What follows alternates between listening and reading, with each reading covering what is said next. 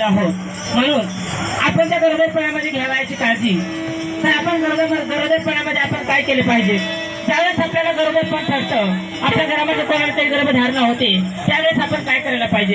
त्या गर्भधारणा झाल्याच्या नंतर आपण 3 महिन्याच्या आत आपण त्या गरोदर केंद्रामध्ये, आपण त्या आरोग्य केंद्रामध्ये किंवा अंगणवाडी केंद्रामध्ये त्या गरोदर मातेची नोंदणी आपण केली पाहिजे। ही नोंदणी केल्याच्या नंतर जे तिला कार्ड भेटतं, त्या कार्डवरती व्यवस्थित लसीकरण असतं, हे आपण तिथं वेळोवेळी त्या गरोदर मातेचं आपण लसीकरण केलं पाहिजे।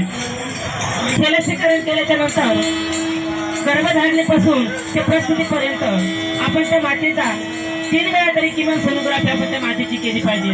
ही सोनोग्राफी कशासाठी करायची असते? गर्भधारणेनंतर 3 महिन्याने आपण सोनोग्राफी करायची असते। ती कशासाठी?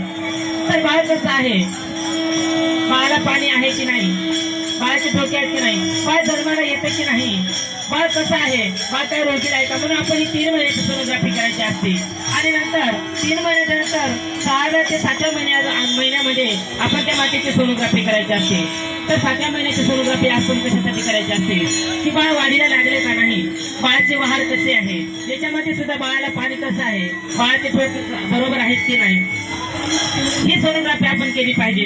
बाळाचा नाळ गळ्यामध्ये आहे का, बाळ पायाकडून आहे की डोक्याकडून आहे, हे सर्व त्या सोनोग्राफीमध्ये दिसतं। आणि शेवटचे म्हणजे 9व्या महिन्याची सोनोग्राफी आपण परिस्थितीपूर्व केली पाहिजे।